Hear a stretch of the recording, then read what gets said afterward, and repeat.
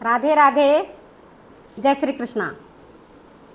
प्यारे बच्चों, जो बच्चे लैब असिस्टेंट की परीक्षा दे रहे हैं या टीजीटी के दे रहे हैं या एलटी ग्रेड की दे रहे हैं और जिसके सिलेबस में शैशवावस्था में पोषण की आवश्यकता सिलेबस है, वो ध्यान से इस सिलेबस को पढ़ेंगे।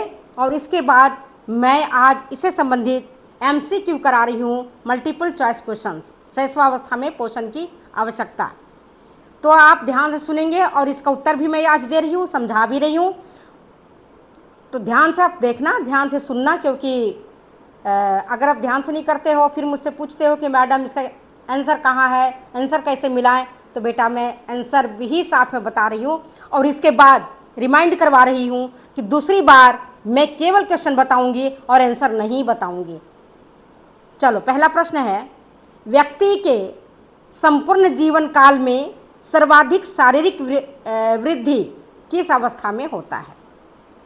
प्रश्न क्या है? व्यक्ति के संपूर्ण जीवन काल में सर्वाधिक शारीरिक वृद्धि किस अवस्था में होता है? आपके पास ऑप्शन है बाल्यावस्था, दूसरा है शिशु अवस्था, तीसरा है युवावस्था और चौथा है किशोरावस्था। तो सही क्या है? सही उत्तर कौन सा है ये बताओ।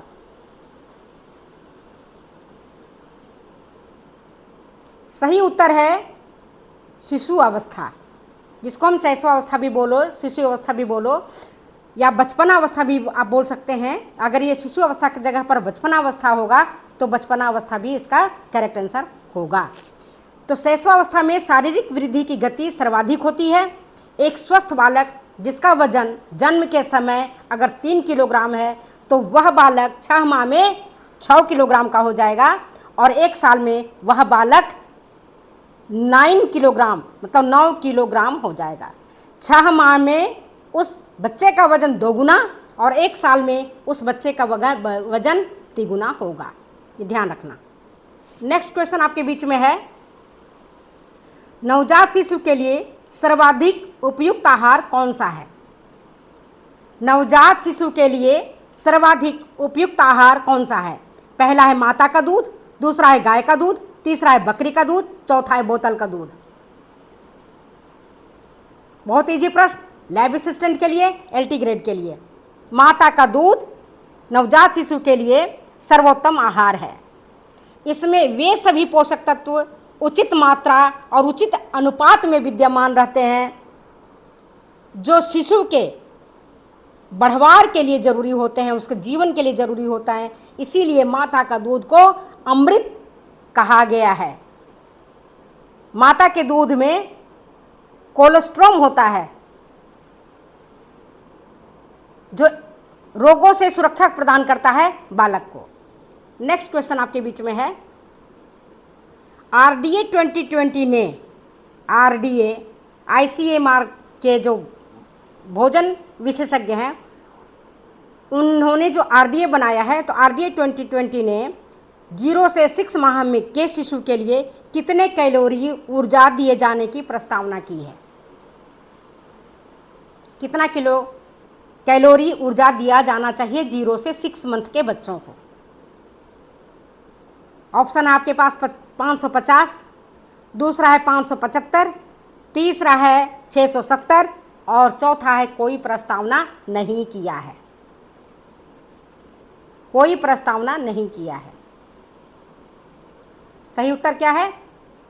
किसी प्रकार का कोई प्रस्तावना नहीं किया है। किसने? आरडीए 2020 ने किसी तरह की कोई प्रस्तावना नहीं की है। हाँ, ईयर ने प्रस्तावना की है कि 0 से 6 साल का अगर 6 माह का अगर बच्चा है तो उसको 550 किलो कैलोरी ऊर्जा दिया जाना चाहिए।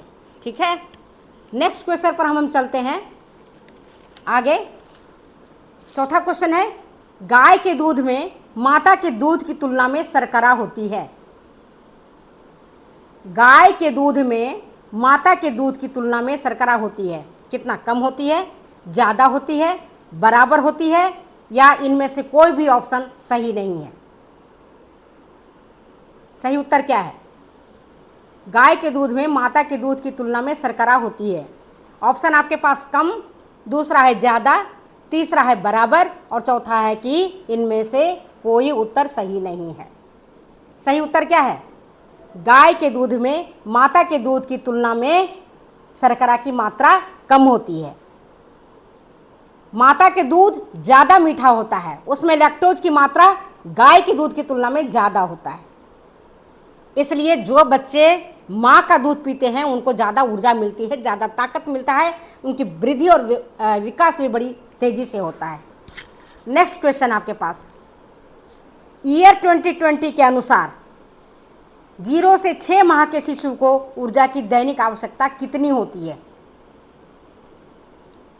ईयर 2020 के अनुसार 0 से 6 माह के शिशु को ऊर्जा की दैनिक आवश्यकता कितनी होती है?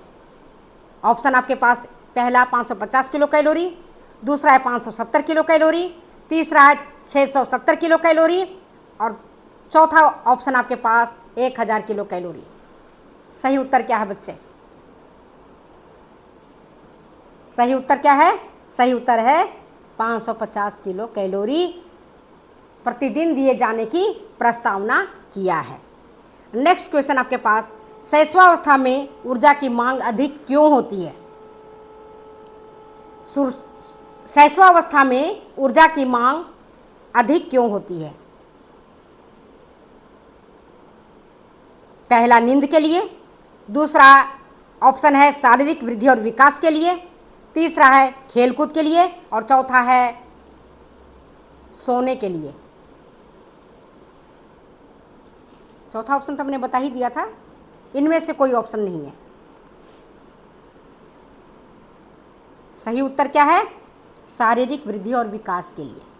शैशवावस्था में ऊर्जा की मांग ज़्यादा इसलिए होती है ताकि बालकों का शारीरिक वृद्धि और विकास अच्छे तरीके से हो सके। नेक्स्ट क्वेश्चन आपके पास है, शिशु आसानी से कौन सा शर्करा को पचा पाता है? निम्न में से कौन सा शर्करा को शिशु आसानी से पचा सकता है? पहला लैक्टोज, दूसरा सुक्रोज, तीसरा ग्लाइकोजन, चौथा माल्टोज। बालक किसे आसानी से पचा सकेगा? कौन सा शुगर को? लैक्टोज को, सुक्रोज को, ग्लाइकोजन को या माल्टोज को? जिन बच्चों ने ढंग से पढ़ा होगा तो इसका सही उत्तर दे देंगे। सही उत्तर है लैक्टोज। लैक्टोज शर्करा जो होती है उसको शिशु आसानी से पचा पाता है। दूध में जो शर्करा होती है वो लैक्टोज ही होता है। नेक्स्ट क्वेश्चन आपके बीच में, RDA 2020 के अनुसार 0 से 6 माह के शिशु को प्रतिदिन कितना ग्राम प्रोटीन दिए जाने की जरूरत होती है? RDA 2020 के अनुसार 0 से 6 माह के शिशु को प्रतिदिन कितना ग्राम प्रोटीन दिए जाने की जरूरत होती है? सही उत्तर क्या है? 5 ग्राम, दूसरा है ऑप्शन 8 ग्राम, तीसरा है 10 ग्राम, चौथा है 12 ग्राम। सही उत्तर, सही उत्तर है 8 ग्राम। RDA 2020 के अनुसार 0 से 6 माह के बालक को प्रतिदिन 8 ग्राम प्रोटीन दिया जाना चाहिए, जो उसकी बॉडी के ग्रोथ एंड डेवलपमेंट के लिए निहायत जरूरी है। नेक्स्ट क्वेश्चन आपके पास, शिशु को पूरक आहार कब देना शुरू कर देना चाहिए? शिशु को सप्लीमेंट्री डाइट, जिसको पूरक आहार कहो या परिपूरक आहार भी कहते हैं या ऊपरी आहार भी कहते हैं, कब से शुरू कर देना चाहिए? पहला ऑप्शन आपके पास 6 माह के बाद, दूसरा है 4 माह के बाद, तीसरा है 8 माह के बाद और चौथा है 1 वर्ष के बाद। सही उत्तर क्या है बच्चे?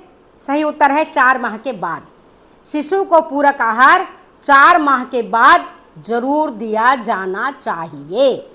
नेक्स्ट क्वेश्चन आपके पास है, क्यों देना चाहिए? माता के दूध में जो तत्व हैं उस दृष्टि से जो शिशु का वृद्धि और विकास हो रहा है उतना उसके लिए वो सफिशिएंट नहीं है, इसलिए ऊपरी आहार दिया जाना जरूरी है। जैसे संतरे का रस दे सकते हैं आप,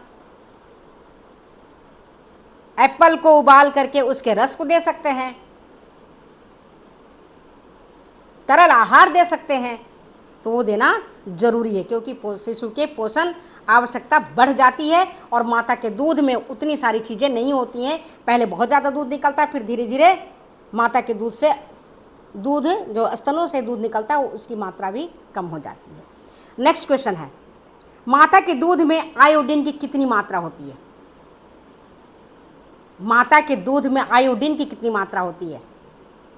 1 मिलीग्राम, दूसरा है 0.007 मिलीग्राम, तीसरा ऑप्शन है 2 मिलीग्राम, चौथा ऑप्शन है 2.5 मिलीग्राम। सही उत्तर क्या है बच्चे? सही उत्तर है 0.007 मिलीग्राम। बालकों के आहार में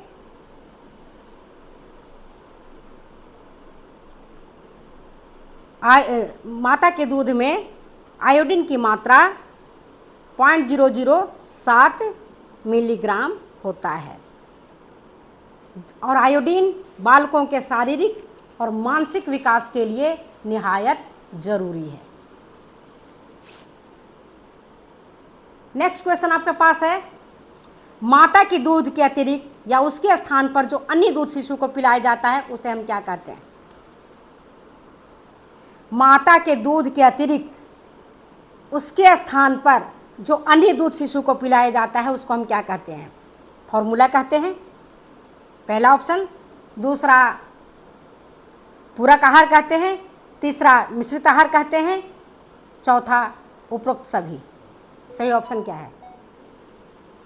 सही ऑप्शन है फॉर्मूला। तो चलिए, आज मैंने आपको ये क्वेश्चन कराए हैं, फिर हम अगले वीडियो में अगली बात बताएंगे, कराएंगे।